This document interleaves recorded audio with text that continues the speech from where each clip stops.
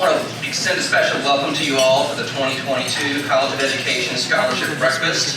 Thank you all for coming, and please feel free to continue eating while we begin our program. I want to start by quickly introducing a few special guests in the audience today. We are fortunate to have all of the 2022 Florida Educators of the Year here with us this morning.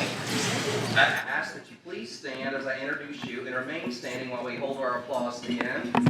We have 2022 Florida Principal of the Year, Carolyn Davis. 2022 Florida Assistant Principal of the Year, Stacia Kesper Warner. 2022 Florida School-Related Employee of the Year, Greg Lyons.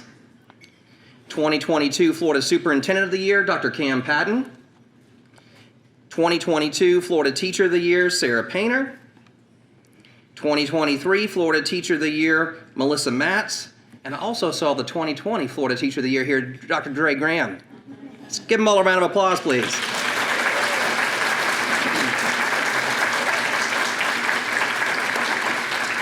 These Florida Teachers of the Year, they run in packs, I guess. But, they're all either have earned graduate degrees from Florida State or are on the process of getting their graduate degree at Florida State. So we're excited to have them all here with us today.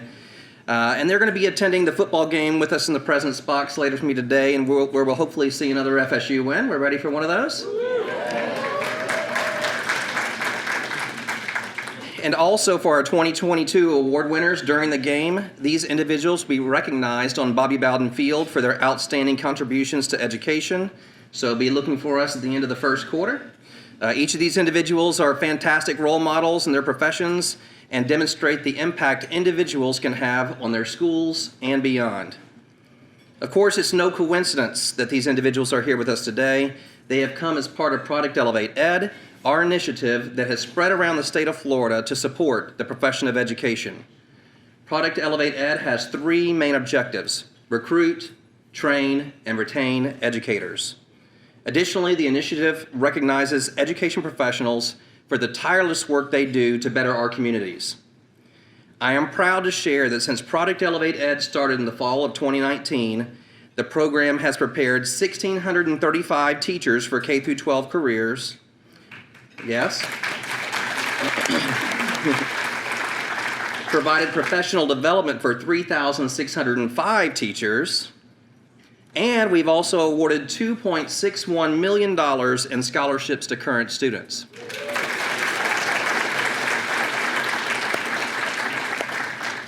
The impact of these scholarships just cannot be overstated. One of my favorite facts to share is that FSU's College of Education awards more scholarship than any other education college in Florida.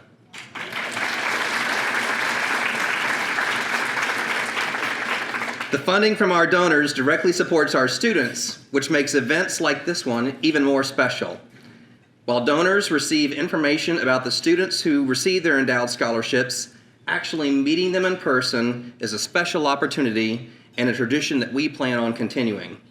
It's an important reminder that donations to scholarship make a real impact and difference in the lives of our students. I want to take a moment to thank everyone here who has made a donation. Your support matters, and we appreciate your generosity. Let's give a round of applause for everyone who has donated to the college here with us this morning.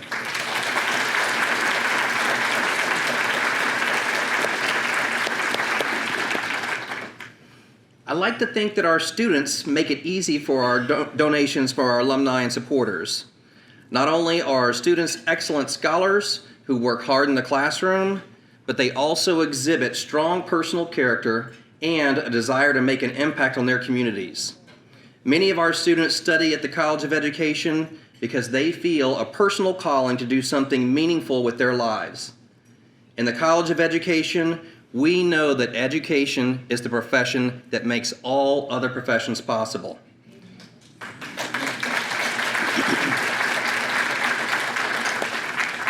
Therefore, our job as educators is to give students the foundation and knowledge to help them achieve their goals. I believe that our students aren't working simply to become teachers, counselors, and professionals. They are here to become thinkers, agents of positive change, and shepherds of future generations. Helen Keller once said that a well-educated mind will always have more questions than answers. And that is exactly what I see in our students. Individuals who are asking the right questions and not simply seeking the expected answers. We are fortunate to have 4 students here with us today who will be sharing their experiences at the College of Education and how the support of scholarships in particular has helped them with their studies. And with that, I would like to welcome our first speaker to the stage. Ravi Bhatt earned his master's from the higher education program in the spring of this year, and he decided to stay at FSU to earn his PhD in higher education. Ravi is the recipient of one of our most prestigious fellowships, the John and Clara McDonald Fellowship, and is highly involved in both the higher education program and the college as a whole. Please welcome Ravi Bhatt.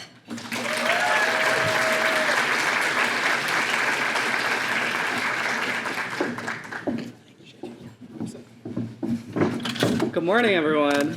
Good morning. Sorry, I'm getting my stuff out. Hello. Thank you, Dean Andrew. It is really, really exciting to be back in a space of public speaking, though I must admit I'm a bit nervous. My friends would make fun of me for being nervous because talking publicly or just talking in general is kind of like my whole thing, but here I am. It was really nice to be able to hold some doors for you this morning and welcome you and ask you about breakfast, so I'm excited to talk to you a little bit about myself and who that person is that did all that for you. So, though it is... I'm so sorry. Though it is a core trait of mine as an extrovert to speak publicly, speaking publicly to conglomerate the immense amount of gratitude I have for being a recipient of the John and Clara McDonald Fellowship makes it a bit more challenging.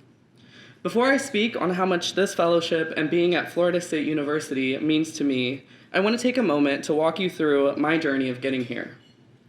2015. 2015 was the year I started my undergrad institution, University of Maryland, Baltimore County. At UMBC, I went in with a fully convinced and assured mind that I was going to go into higher ed. Just kidding. I thought I was going to go into psychology. Throughout my years there, I began finding different spaces where I felt welcomed, appreciated, and celebrated. These spaces included residential life, event boards, and leadership spaces. As courses continued and my journey to my undergrad graduation was coming closer to an end, I remember feeling a bit confused as to what would be next on my journey. Then, as is common with a lot of my higher ed peers and colleagues, my supervisor sat me down and introduced me to a field called higher ed. Have you ever driven to work every single day for a year and then realized, oh wait, this road right here saves me 4 minutes suddenly on a random Thursday? Well, that's how I felt when I learned about higher ed. I felt that I found a path for me that I would use for every single day for the rest of my days driving into work, and knew that from there, the work begins. 2019. So we're going to fast forward a little bit to 2019, where I know I want to go into higher ed. I've spoken to a few folks here and there about the field itself, and I'm ready to start applying for admissions into the programs. Anxiously, I began my search, and a very close mentor of mine suggested Florida State University. The first thing my mind went to was the 900 plus miles away from home I would be. 907 to be exact. Though I knew that this opportunity was one I'm willing to explore, so I did.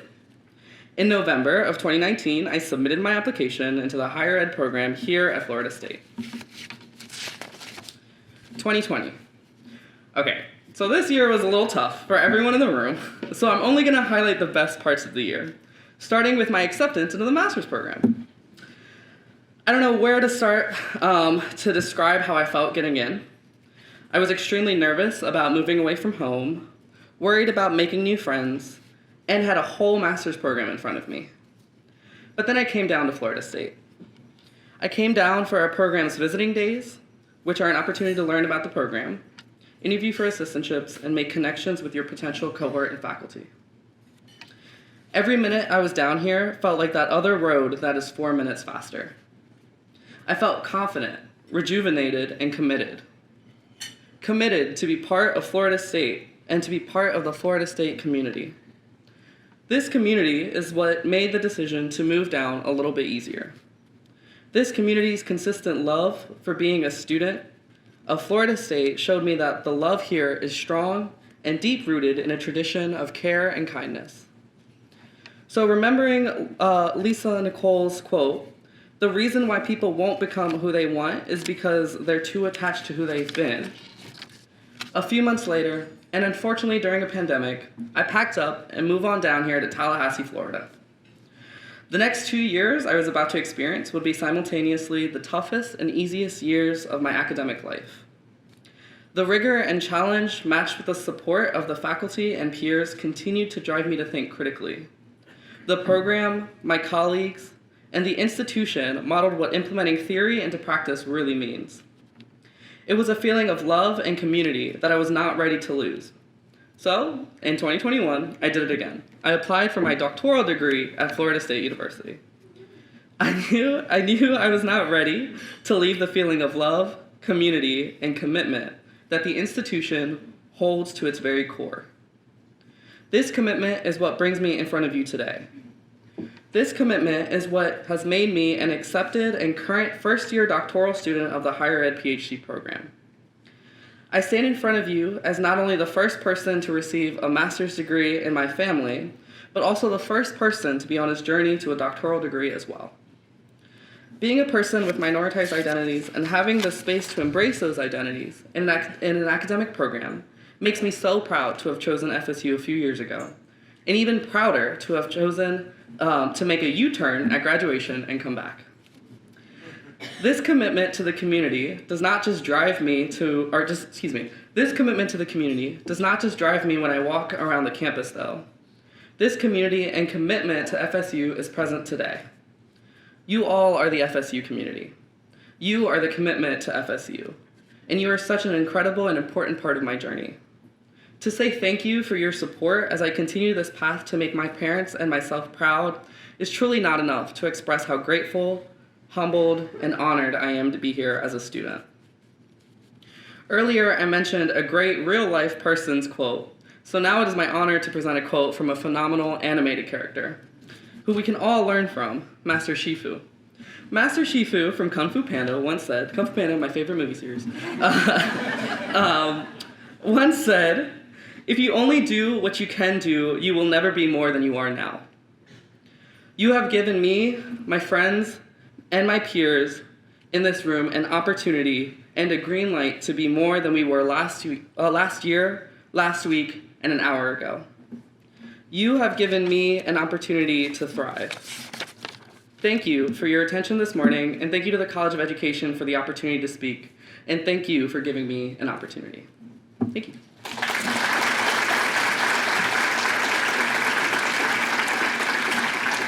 Next, please join me in welcoming Monyae Williamson-Gourley this morning.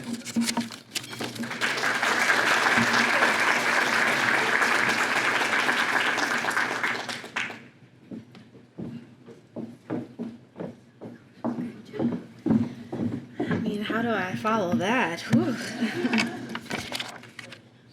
My apologies. Technology, let's get this started. Good morning. My name is Monyae Williamson-Gourley, and I am a second-year PhD student in the Sport Management Department, as well as the recipient of the John and Clara McDonald Fellowship. And I'm so incredibly grateful for the opportunity to stand before you today. Gratitude will be a common theme in these brief remarks, and I'm still not sure it adequately expresses my thankfulness. To be simple, this scholarship affords me not only the opportunity to continue my studies, it also offers peace of mind, security, and freedom. 2 years ago, after nearly 10 years in college athletics, I made the impulse decision to pause my career and return to education. And it's shaping up to be the best decision I've ever made. My husband's not here, so I can say that without him. I always joke that if younger me, that little girl from Baltimore, Maryland, could look at herself now, she would be so proud. She would be amazed to think that she's the first in the family to receive a bachelor's degree, that she actually got that job in sports that she so longed for, even though it wasn't medicine or athletic training, because, girl, you do not like blood. That she is the first in the family to pursue an advanced degree, and because of the generosity of so many, In a few years, 2 to 3 hopefully, she'll receive that PhD. I love the world of sport. I love how it unifies individuals across nations, gender, age, race, religion, and political affiliations. No matter how different our backgrounds may be, we'll always cheer for the Seminoles, while simultaneously booing that team in Gainesville. That's the power and pervasiveness of sport. I love it so much that I also recognize its shortcomings and the areas that it needs to improve. There are far too few women in leadership roles, a little too much red tape restricting access and participation for young girls, and just overall far too many isms and obias in a space that should center on diversity and inclusion. When asked why FSU, what brought me here, the answer is simple. The safe, challenging, yet fun environment that supports these type of inquiries. I'm a woman interested in learning, growing, and leaving a mark in a predominantly male-dominated field of sport and academia. I'm also a Black woman looking to provide representation, partnering research with experience to assist the next group of minority and female leadership. I have the opportunity to learn in the FSU Sport Management Department, study under esteemed faculty like Dr. Joshua Newman, and I'm grateful for the space that it provides me to explore these things. Again, I'm so thankful and honored to receive the John and Claire McDonald Endowed Scholarship, which allows me to focus wholeheartedly on the program. The task is to graduate, and these contributions to my life has made it so easy to do so. It plays a role in not only funding me, which, thank you, but it's also playing a role in breaking a generational cycle. It provides me with financial security for my growing family, and it helps facilitate just an educational endeavor that I will always be grateful for. For these things, thank you just isn't enough. I'm forever grateful. Thank you.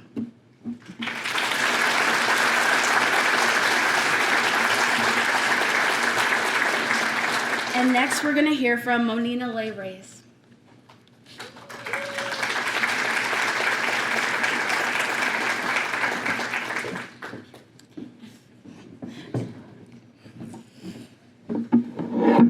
Can you guys see me okay? All right, I'm gonna be so honest. I wasn't expecting this many people at this event today, so I'm feeling a little vulnerable. But again, thank you so much to Monyae for that warm introduction. Good morning, everyone, and happy Saturday. My name is Monina Reyes, pronouns she, her, hers, and I am a second-year graduate student in the Clinical Mental Health Counseling Program here at Florida State and the recipient of the Harold F. Cottingham Memorial Fellowship. There are currently 171,476 words in the Oxford English Dictionary. I could probably pick out at least 5 that accurately describe me. Maybe 6 if I'm feeling a little crazy. But the singular word that I always gravitate to is dreamer. I have been a dreamer my whole life.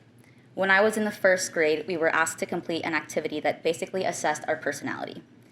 10 simple words glared at me dauntingly from the worksheet.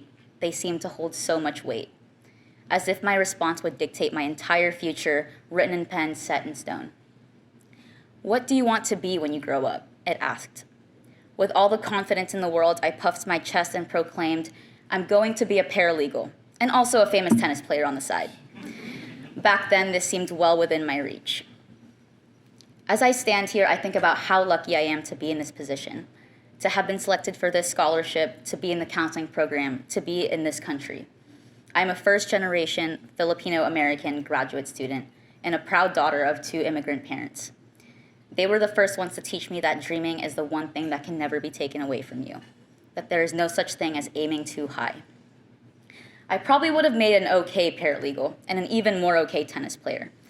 There was also a period of time where I was dead set on being a neurosurgeon. In fact, I was a cognitive neuroscience major during most of my time at the University of Florida. I now know for a fact that I would have made an awful surgeon because I passed out at the sight of blood. I'm glad I figured that out sooner rather than later. But I'd like to think that I'd make a good counselor, a great one, even.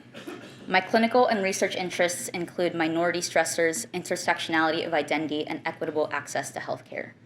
More specifically, I would love to be able to explore the barriers that exist for marginalized populations including individuals with disabilities and LGBTQ+ individuals, among others, in obtaining access to healthcare and education, and how we, as practitioners and productive members of society, can do our part in systematically integrating advocacy and social justice into our everyday lives. It is not enough to be aware of the systems of oppression that work to maintain the status quo, but we must also engage in active efforts to dismantle those systems. My dreams look a little bit different now. They have more to do with who I want to be rather than what I want to be. I strive to be so much more than a measure of my productivity because I believe that we as human beings are meant for so much more than that. That's why I adore this field. The counseling profession sees the dynamic nature of being and invites it for a cup of coffee. It sees the way that we constantly adapt to the systems of which we are a part of and admires our innate resiliency. In a broader sense, I would like to be the kind of person and counselor that sees people for exactly who they are and thanks them for showing up. For showing up not only physically, but for metaphorically showing up for themselves by taking that nerve-wracking first step of recognizing that they need help. It's true that we are built for survival and possess the strength and skills necessary to change and grow, but sometimes it takes someone reminding us of our capabilities for us to access and genuinely act on them. And this requires vulnerability, transparency, and humility. And this is scary. How privileged are we as mental health professionals to be able to partake in this process of self-discovery with the clients that we come to encounter?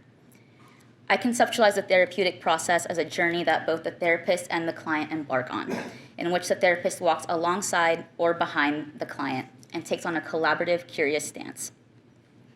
Even though I'm definitely far from sure of my therapeutic framework, postmodern modalities find such a huge fan in me. I think there's so much power to be found in deconstructing the dominant narrative and consequently constructing personal narratives characterized by unique perceptions and reactions to one's socio-political context. My commitment is fueled by my passion in transforming the narrative of access to education and mental health care as a privilege. I'm dedicated to spending the entirety of my career participating in efforts, whether educational, research-based, and/or clinical, to ensure that individuals from disadvantaged backgrounds are able to have equitable access to the same kinds of resources that has allowed me to even be in the position to be here.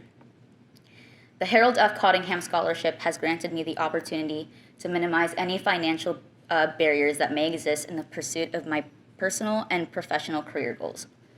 Since receiving this scholarship, I have been passionately working on a couple of research projects alongside my faculty and peers. It has been an immense weight lifted off of my shoulders to have this funding, as it allows me to be intentional with my mental energy. I am so excited to share that my team's research surrounding the intersection of mindfulness with eating disorder presentation and gender and sexual minorities was recently accepted to the 2023 American Counseling Association Conference in Toronto, Canada.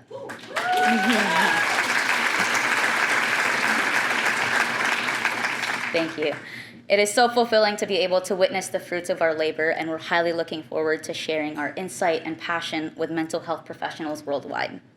I absolutely could not have done it without the support from my research team, Dr. Shengli Dong and Savannah Fissenden, mentors, family, friends to Brennan Casey sitting out there somewhere, and the Cottingham Fund from the College of Education.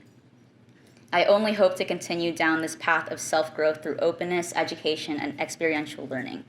I am so grateful for my graduate experience for laying such a strong clinical and research foundation. There is so much out there left for me to encounter, and I am bright-eyed and eager. I'm not done dreaming just yet. Thank you so much again to all of you in attendance today, and thank you to the College of Education for this opportunity. I'm happy to welcome to the stage Mrs. Sarah Painter.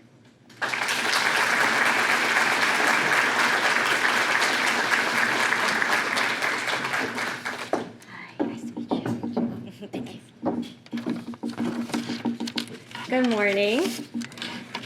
My name is Sarah Painter, and I am the 2022 Florida Teacher of the Year.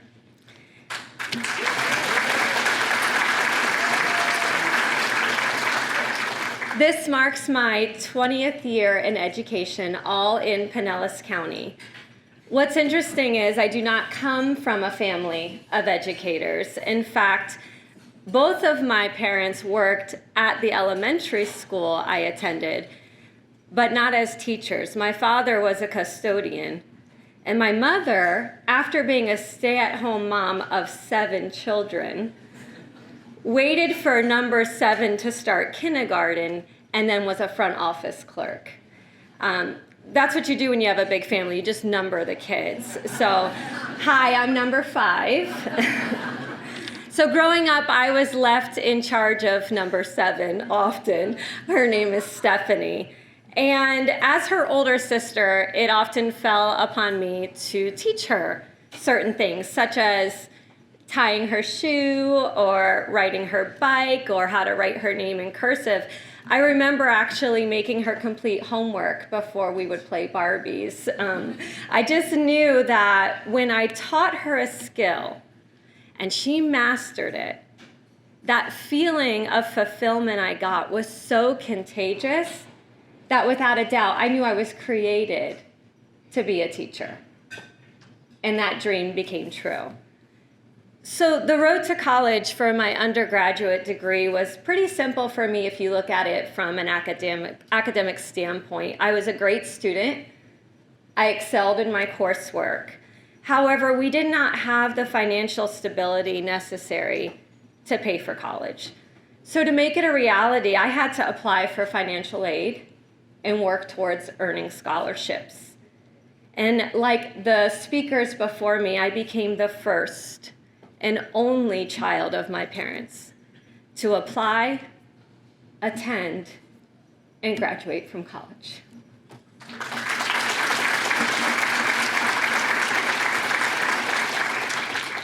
Once I graduated with my degree in education, I touched it. Once I graduated from college with my degree in education, I chose to teach in a Title I school, which means we were federally supported with funds due to the number of students that qualified for free and reduced lunch. And after paying on my loans for several years and continuing to teach in this low-income school, I was granted the opportunity of loan forgiveness. And so my remaining balance was wiped clean.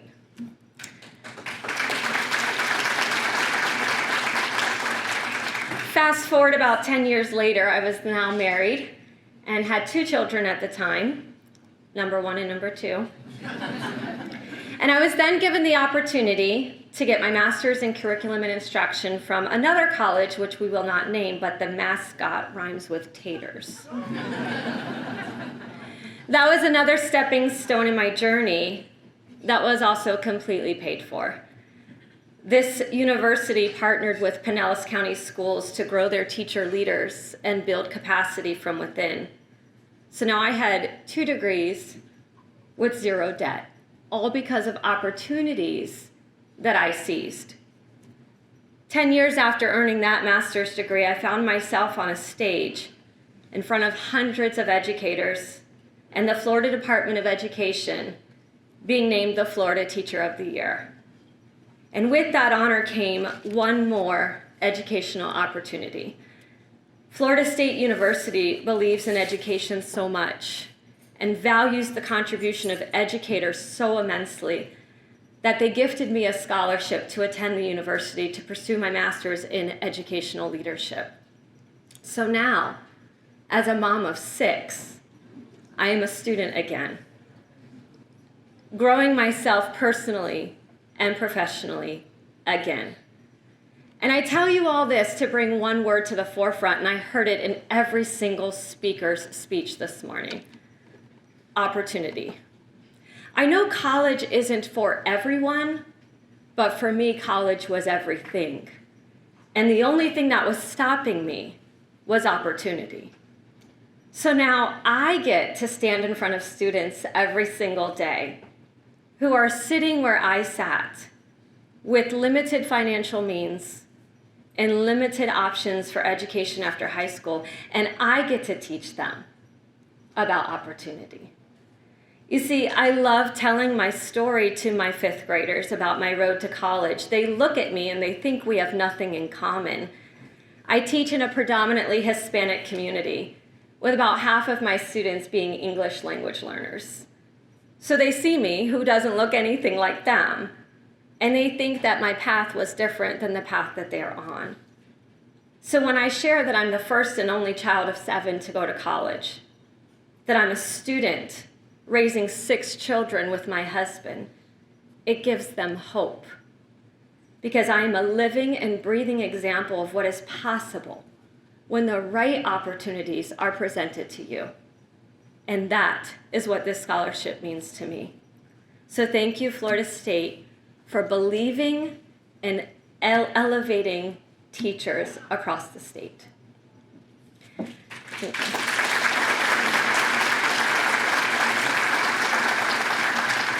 And now please help me welcome to the stage Mr. Kevin Derryberry, the Assistant Dean for Development. He's going to bring us our closing remarks. Good morning, everyone. Can we please have a round of applause for all of our fantastic student speakers? All right. We're running a little ahead of schedule. I've been asked to stretch for the next 10 hours. So let's see, here we go. Guys, this has been an event-heavy weekend. We've done an awful lot this weekend. We celebrated the Cottingham Colloquium. You heard from the Cottingham Fellow earlier today. We had our Distinguished Alumni Awards event last night. We have 2 of our distinguished alumni in the room with us this morning. And we've had our Educators of the Year here with us. We've also had an FSU Board of Trustees meeting, and we had a ribbon cutting at the Student Union. There has been a lot going on, but this event is absolutely my favorite, and I think one of the most important for this college. You cannot pursue a degree in education without believing in supporting your students, and that's what today is about. So, yeah, absolutely. I'm lucky enough, this is my 8th year with this scholarship program, which has been a leader in student support on campus that entire time. When I got here in 2014, we were awarding $305,000 a year in our student scholarships, and that was the leader on campus at the time. It took us 7 years. Last year, we finally doubled that number, and Dean, this is a new number for you. As of Friday, we have awarded $857,706 to the students in this room right now.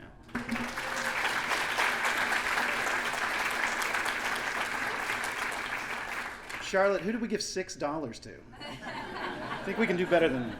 All right. I may have to ask you guys for some more money. I don't think that's enough. All right. The vast majority of those scholarships are endowed, which here at FSU means that they exist in perpetuity. We get to award them each and every year. And so I do want to take a moment to call out the donors who are here with us today, make sure that I recognize each of you. I'm going to call you, and if you could all stand, there's a lot to get through, guys. So if you could all stand the entire time, and we will recognize you together. And hopefully this is everybody RSVP'd. I hope everybody's in the room. All right. We have, and I'm going to do them in segments here. We have 5 alumni donors, for example, who have honored the college with generous support, legacy support that was modeled on the experience that they had. Folks who had challenges and said, I want somebody not to have the same challenges that I have received.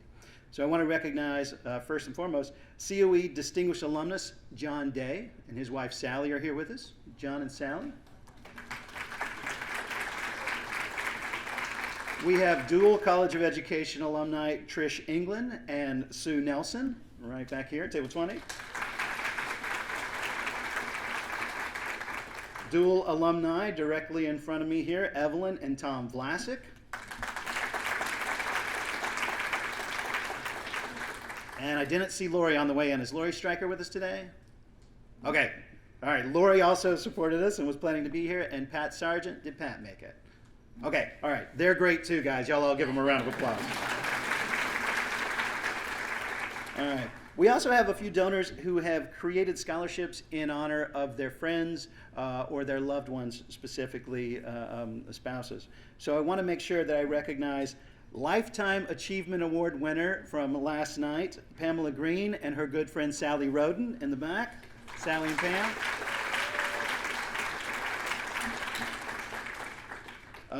From the Tony Joe Mason Private Foundation, supporting a scholarship in honor of their good friend Tony Joe Mason, Dr. Evelyn Plumas-Devick and David Devick over here.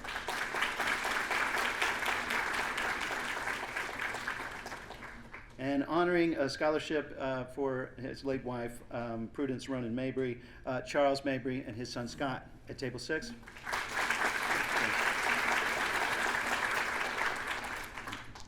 Now, as the child of two high school teachers, I particularly appreciate this next group.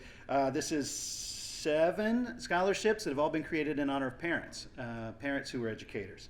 Jim and Stella Sheets, right here, Jim. Scott and Tazumi Sears. Scott. Danny Vogt. We got Danny? Oh, no Danny, guys. Clap for Danny, please. COE Distinguished Alumna Diane Johnson.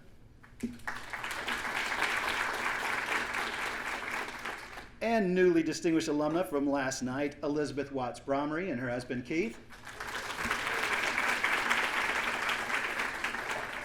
Oh, but it's not just the family members, it's also our faculty. The faculty here, sometimes when they retire, they say that's not it. We got to keep helping. So they create scholarships in support of students even though they can no longer be in the classroom. Dr. Fancy Funk.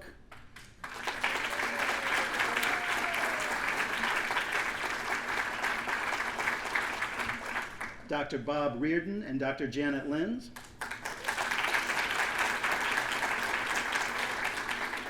And from the College of Social Science and Public Policy, Dr. Charles Haworth and Sylvia Ellis, and Charles' son Stuart.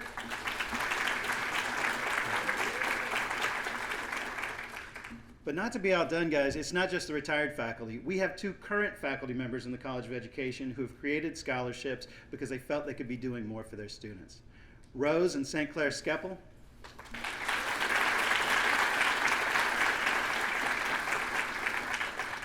And FSU Alumni Association board member and Dean Circle chair, Dr. Linda Smith.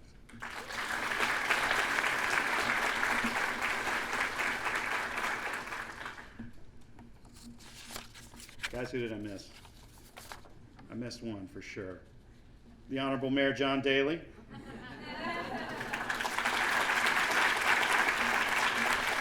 Who has a scholarship in honor of his father. You really don't want to mess that up when the mayor's there, guys. All right. Finally, I need to thank an FSU supporter who I think of our supporters has traveled furthest, coming all the way from College Station in Bryan, Texas. He's a former Texas A&M professor, and he's here with 2 generations. He's got his son and his grandsons with him, Dr. Maury Dennis and his family. All right.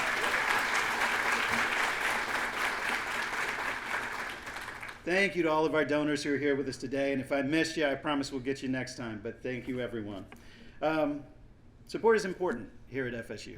You hear it in the stories that our students have told. You can see it in this room. This is not possible without your donations, without your help. But it's not just important to the students. It's also important to the rankings of FSU. We're a top 20 university once again. We're 19th in U.S. News and World Report, and 5% of that ranking is based on donor participation. That's gifts of any size that are made to this college by our alumni, right? A gift as low as $5 helps us stay in the top 20. So your support means something.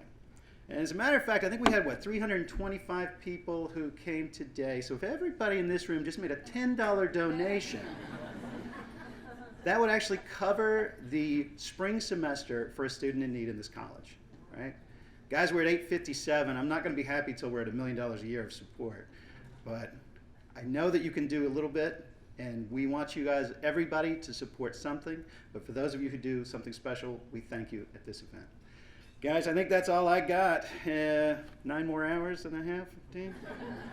Whew. All right. Okay, so final thanks. Everything that went wrong this morning is my fault. But anything that went right this morning, including the wonderful meal that you guys had and the great speakers today, is entirely thanks to the team that put this together, Charlotte Hayes, Cheryl Townsend, Amanda Kaufman, and with support from Josh Duke, Chloe, Colton, Ken, Nick, everybody else. Guys, I hope you have a wonderful day. It's a long tailgate. Pace yourselves. Drink some water. Get seconds if you need to, and go Knowles. Thank you.